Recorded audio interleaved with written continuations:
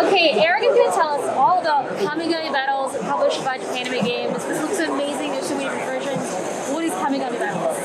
Kamigami Battles is a game about mythology. So this game is of our own design. Unlike most of our games that come from Japan originally, we designed this game, but we brought artists from Japan. All of the art is done by Japanese artists. And there's several different base games. There's 2 base games that have different mythology, and then several expansion packs that add into it. Every different expansion brings new mythology into the game.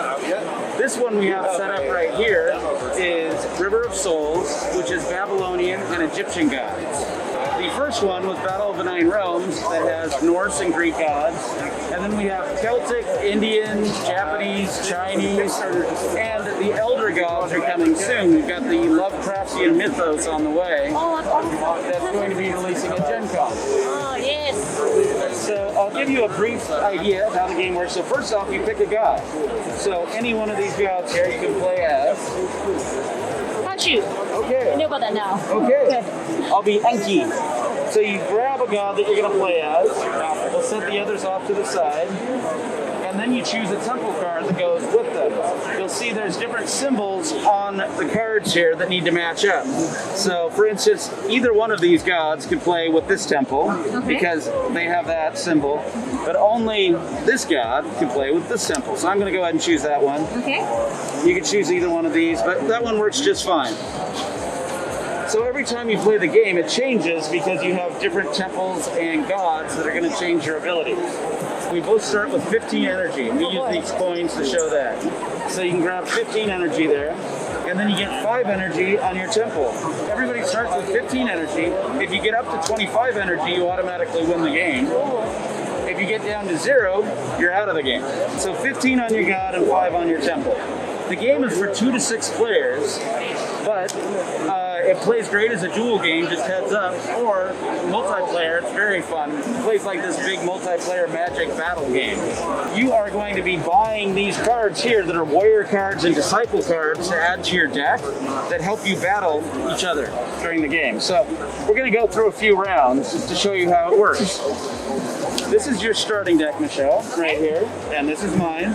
So shuffle up these 10 cards. They're exactly the same. We're playing with 8 Magi cards and 2 Temple guards. Draw 5 cards.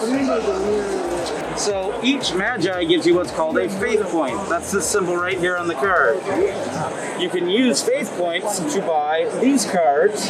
There's 6 random cards that come off this deck, and then these 3 stacks are fixed of the disciple cards. So you have 5 faith points. This is the number in the upper right of what it costs to buy one of these cards. So you can choose one of these cards that costs 5 or less. The Manticore is pretty good. I'll take Manticore. Okay. So when you buy a card, another one takes its place, and that's the end of your turn. But when you buy the card in this game, the card goes on top of your deck, unlike most deck building games. Okay, and then these go over. And that goes in your discard. Yep. So then at the end of your turn, you draw 5 new cards, and then it's my turn. Oh look, I've got 5 faith points as well. So, for 5 faith points, I'm going to buy different. And that's going on top of my deck. We flip over another card, I draw 5 cards, and then it's back to you. Okay. So now I've got 2 Magi, 2 Temple cards, and 1 Manticore that I just bought. Okay. So now you're going to attack me with the Manticore.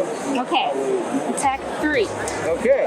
Now I have Temple Guardians, so I can play both of those to defend 2. So I'm defending 4 damage. Okay. So no damage to me. These are going in my discard. Now you can buy a card. Okay, so I need 2. And does it cost 2? I don't think so. The only thing that costs 2 is a Magi. More Magi? Which isn't really worth buying right now unless you need them later in the game, so I wouldn't bother. Okay, great. How about if I bought another Temple card? You could buy a Temple card, sure. So you buy that, exactly, it goes on top of your deck, that goes in your discard, end of your turn. So now you've got 2 cards, you draw 2, shuffle, and draw 3 more. 5. Okay, now I'm going to start my turn with only 3 cards because I had to use 2 for the Temple cards, so that's a handicap, of course. But then I've got the Etreat, which allows me to attack for 2. She also gains 2 energy for each green warrior you played this turn. I have not, so it's just a 2 attack. So I have 2 temple guards, so I defend. You can just defend with one of them. Oh, okay. Oh, it takes 2 each. Got it. Right. And then that's going to go in your discard. This goes in my discard. Now I can do the same thing you just did and buy a temple guards, and that's your turn. Okay, and so on and so on. Exceptional. Boop beep boop. I'm just gonna buy more babies here. Buy more babies. Okay, you said I'll buy another. Oh, this should be. It's not more money. It's fine. Okay. That's it. So the other thing is every god has abilities that you can use.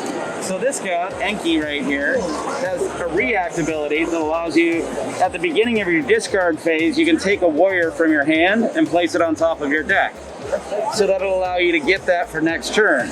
Or the react of this one is pay 1 energy to cancel an ability that is affecting a warrior. So it allows you to protect one of your warriors if they're being targeted by an effect.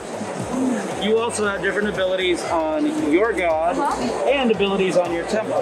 Most of the temple abilities involve taking energy off the temple, changing them, exchanging them over to the god, or they give you other abilities as well. So there are 6 different gods for every mythology.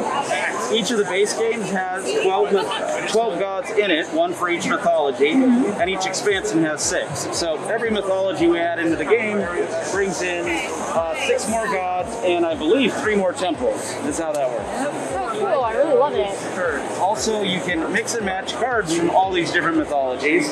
You play with all the cards in one of the base games, but if you want to mix and match from other mythologies, you take some out and add others in.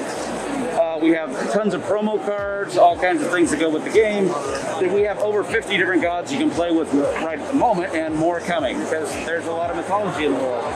That's true. Well, thank you so much, Eric, for telling us about the game. Is there anything else you want to add? The big thing is that the Elder God game, Rise of the Old Ones, is coming out at Gen Con very soon.